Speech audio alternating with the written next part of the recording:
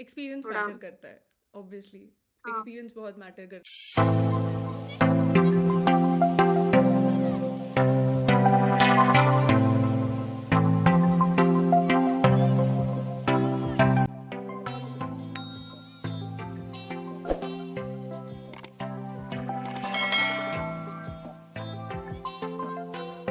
Hi everyone, welcome back to the LS Academy. My name is Dr. Kanak Mahajan and I'm back with another video. So this is not the usual video जो मैं upload करती हूँ इस channel पे। मैंने इस channel पे lecture videos ही upload की हैं। ये थोड़ी सी डिफरेंट वीडियो है क्योंकि ये एक not exactly interview video but एक चिट चैट वीडियो होने वाली है with my very dear student, और मैं कह लूँ मेरी जूनियर, क्योंकि जब मैं PhD में थी शी वॉज एन MSc। सो ये वीडियो मेरी और उसकी एक कॉन्वर्सेशन वीडियो होने वाली है। I am very glad, I am very happy and I am very proud ये बताने के लिए कि she has cleared interviews for 2 institutes, Delhi university and central university of Punjab. PhD के जो इंटरव्यूज़ थे वो क्लियर किए हैं। एंड थोड़ी सी चिट चैट करेंगे, बात करेंगे, उसके बारे में जानेंगे कि कैसी जर्नी रही है, कैसे प्रिपेयर किया और इंटरव्यू के टाइम पे क्या क्या क्वेश्चंस थे। तो थोड़ा हम उसके बारे में बात करेंगे। एंड थोड़ा सा बैकग्राउंड में दे दूँ, her name is Sneha Sharma and इसने MSc ह्यूमन जेनेटिक्स की है from university of Jammu. Institute था institute of human genetics. And अभी रिसेंटली स्नेहा ने इंटरव्यूज़ दिए थे for central university of Punjab and Delhi university and she has cracked both of them. So अभी वो हमारे साथ ज्वाइन करेगी। हाय स्नेहा, कैसे हो आप? हेलो मैम, मैं ठीक हूँ। आप कैसे हो? बस मैं भी बढ़िया। सो अब मेरे को लगता है हमने स्टार्ट कर देना चाहिए इंटरव्यू। इंट्रो तो मैंने आपकी दे दी है। सो फर्स्ट क्वेश्चन जो मैं आपसे ये पूछना चाहती हूँ कि आपका एक्सपीरियंस जो था इंटरव्यू का, दोनों का, सेंट्रल यूनिवर्सिटी का भी और DU का भी, कैसा एक्सपीरियंस रहा आपका? मैम, मेरा दोनों जगह काफ़ी अच्छा रहा था। बट जो मैंने CUPB में दिया था, सेंट्रल यूनिवर्सिटी ऑफ पंजाब में, उसका थोड़ा ये था कि जो मैंने प्रिपेयर किया था मेरे से मतलब वही क्वेश्चंस पूछे थे, तो मेरा थोड़ा ज़्यादा अच्छा रहा था वहाँ पे। ठीक और है। DU में इन्होंने ऑब्वियसली थोड़ा खुद का पूछा था, एक्सपेरिमेंटल बेस्ड, हम्म। तो ठीक था वहाँ पे भी। ठीक है। तो सेकंड क्वेश्चन था मेरा कि आपने मतलब क्या स्ट्रैटेजी थी आपकी इंटरव्यू की प्रिपरेशन के लिए?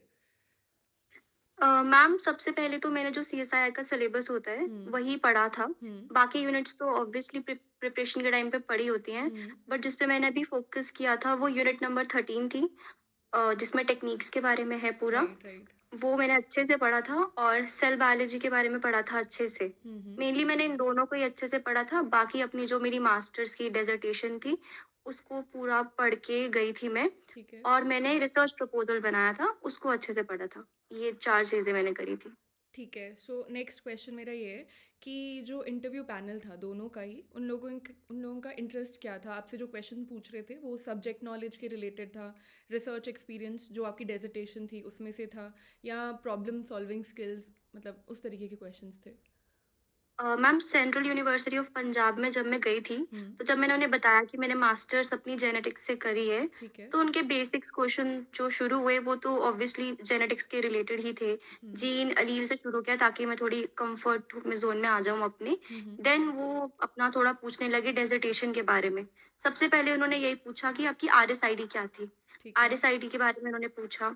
देन उन्होंने म्यूटेशन पॉलीमॉर्फिज्म के बीच में डिफरेंस पूछा। हम्म। और मेरी जीन पे उन्होंने मेन फ़ोकस किया था, जो मेरी जीन थी जो उस पे उन्होंने डेजर्टेशन की पूछा थी। था। हाँ, फिर मैंने अपना रिसर्च प्रपोज़ल मैं वहाँ पे लेके गई थी। हम्म। उन्होंने फिर रिसर्च प्रपोज़ल की जो मैंने टेक्नीक्स मेंशन करी थी, उसके बारे में पूछा था। ठीक है। और दिल्ली यूनिवर्सिटी में जब मैं गई, तो दिल्ली यूनिवर्सिटी में 2 दिन इंटरव्यू था, ओके। 21 को और 23 को। ठीक तो है। 21 को भी आई थिंक 30 से 40 कैंडिडेट्स थे और हम्म। 23 को भी सेम। मेरा 21 को सेकंड शिफ्ट में था। ओके। तो जब मैं गई वहाँ पे, तो प्रपोज़ल लेके अपना, तो तब तक मेरी सेकंड शिफ्ट थी। वो बोलते कि अभी हमने सुबह से बस बच्चों से रिसर्च प्रपोज़ल ही पूछा है, हम्म। एक काम करो इसको बंद कर दो। ओह। तब मैं थोड़ी नर्वस हो गई कि मैंने यही तो प्रिपेयर किया था। राइट। तो सर बोलते इसको छोड़ो, आपने कोई यूनिट प्रिपेयर करी है नेट की? ठीक तो है। मैंने करी हुई थी, हाँ। सेल बायोलॉजी एंड टेक्निक्स, तो मैंने उनको ठीक वो है। बोला। तो इतने में दूसरे सर बोलते अच्छा आपकी मास्टर्स जेनेटिक्स में है ना? मैंने कहा हाँ। फिर वो चले गए बोर्ड पे, उन्होंने एक पेडिग्री ड्रॉ करी। मुझे बोलते हैं यहाँ पे आ जाओ, जितनी पॉसिबल यहाँ पे आपको दिख रहा है कौन-कौन से इनहेरिटेंस पैटर्न हो सकता है, अच्छा। वो आप बताओ और कैसे हो सकता है। वो मैं कर ही रही थी, इतने में सर बोलते हैं अच्छा बैठ जाओ, अब एक जीन की डायग्राम बना के बताओ। तो वो करा और वहाँ पे मेन चीज़ ये हो रही थी, जो भी मैं आंसर कर रही थी ना, मेरे आंसर पे ही क्रॉस क्वेश्चन हो रहा था। ओके। तो एक चीज़ मुझे ये पता चली वहाँ से कि जो भी आप आंसर दे रहे हो एटलीस्ट वो दो जो आपको पता है, एग्ज़ैक्ट राइट, पता राइट। है। बहुत स्मार्टली क्योंकि आंसर नेक्स्ट करना क्वेश्चन पड़ेगा। वहीं से आ रहा था जो मैं बोल रही हाँ, थी।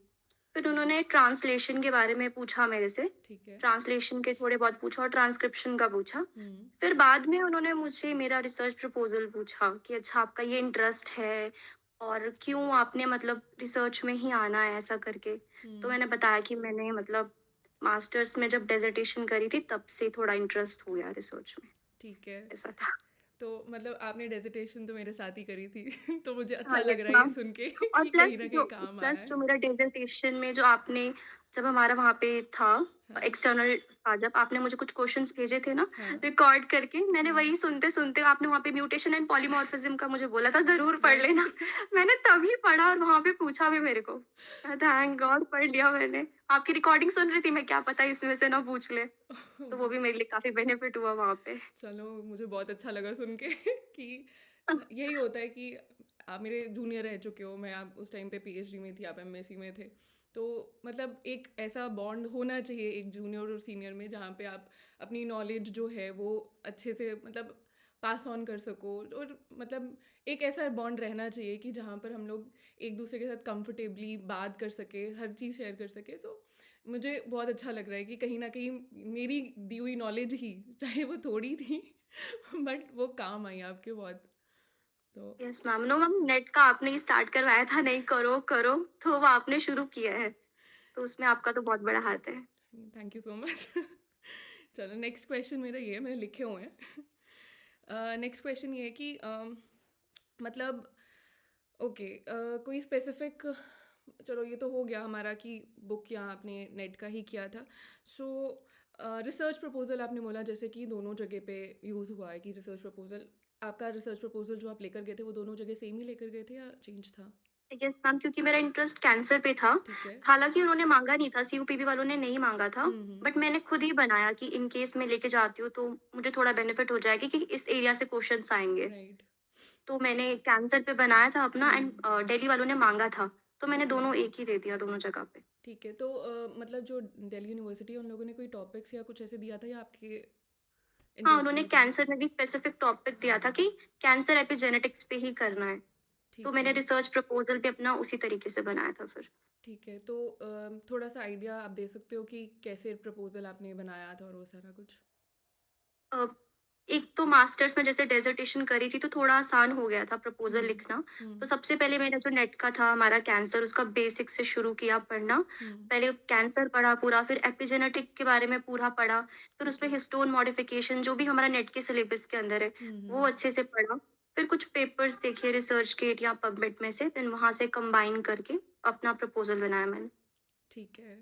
ठीक है। और मैंने कुछ ऐसे 3-4 जीन्स भी अपने उसमें रख दिया था कि इन केस वो पूछे कि आपकी क्या है, कोई इंटरेस्ट है किसी जीन में तो उसके लिए। ठीक है।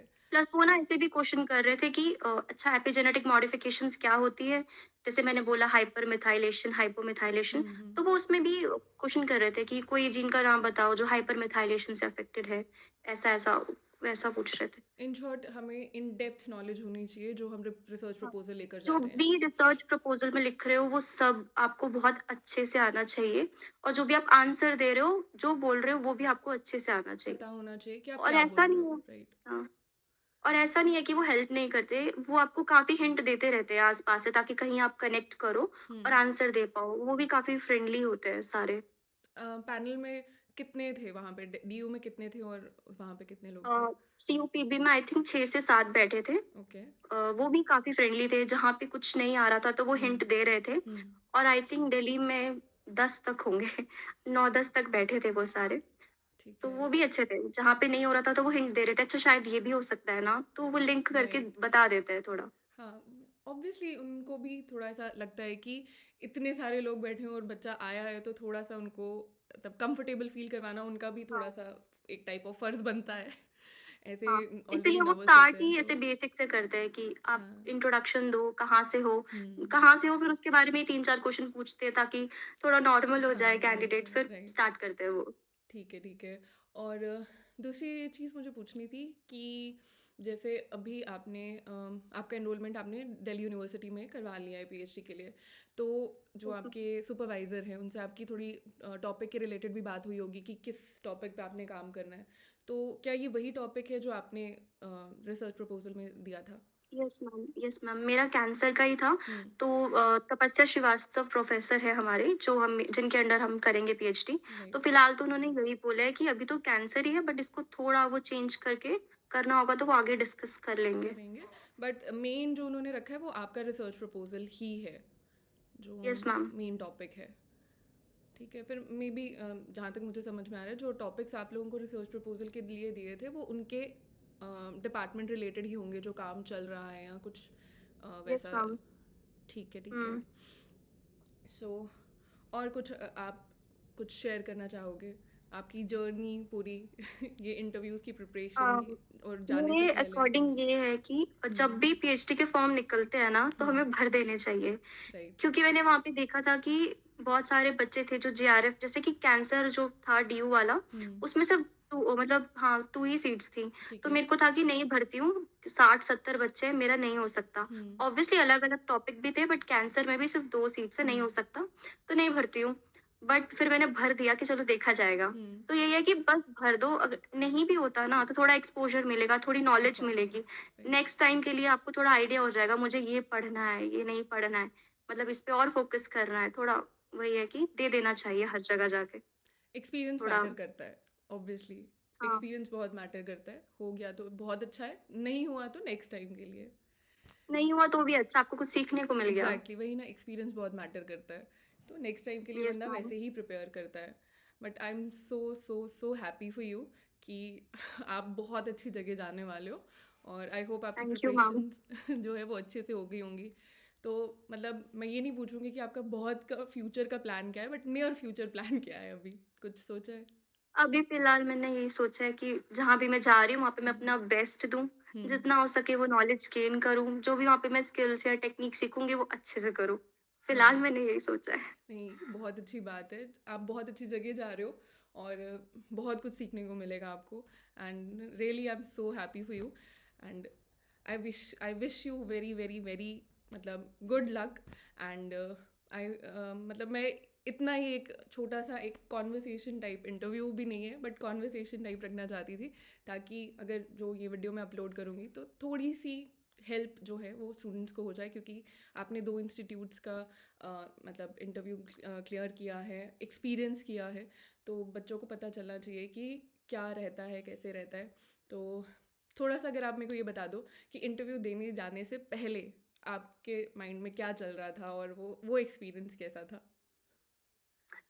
अम, पहली बात तो जब एकदम स्टार्ट से मैं करूँ, मुझे कुछ हम्म। पता नहीं था क्योंकि दोनों मेरे फर्स्ट इंटरव्यू है, मुझे नहीं राइट। पता क्या पूछते हैं, क्या नहीं। हाँ। जैसा आपने बोला अब बच्चों को मदद होगी, तो हाँ। मेरी भी मदद हुई है। मैंने भी यूट्यूब से देखा है कि अच्छा क्या क्वेश्चन पूछते हैं, कैसे हम्म। पूछते हैं। तो पहले तो मैंने वहाँ से पढ़ा अपना पूरा। राइट। अपना नेट का था वो प्रिपेयर कर लिया, सब कर लिया जो मैं कर सकती थी। हाँ। फिर वहाँ पे जब मैं गई ना, तो वहाँ पे बच्चों को देख के ना थोड़ी और ऐसे टेंशन होती है। सब कुछ ना कुछ पढ़ रहे होते हैं। फिर मैंने उस टाइम ना बंद कर दिया। मैंने कहा बस अब हो गया, अब एकदम आराम, माइंड एकदम चिल होना चाहिए, हाँ। तभी मेरा दिमाग चलेगा वहाँ पे। तो यही है कि जितना कर सकते हो पहले कर लो, एंड हम्म। मोमेंट में एकदम खुद को रिलैक्स कर लो। फिर जो होगा देखा जाएगा। एग्जैक्टली। सो इतने ही मेरे क्वेश्चंस थे। तो अगर हाँ, एक चीज़ मैं और पूछ सकती हूँ कि कुछ क्वेश्चंस अगर आपको याद हो, जैसे आपने बताया पहले कि उन्होंने बेसिक क्वेश्चन से स्टार्ट किया, फिर और अगर आपको कुछ याद हो कि क्या क्या क्वेश्चंस जो थे वो पूछे गए थे? मैम जैसे मैंने बोला था कि मैंने टेक्निक्स भी पढ़ा है, हम्म।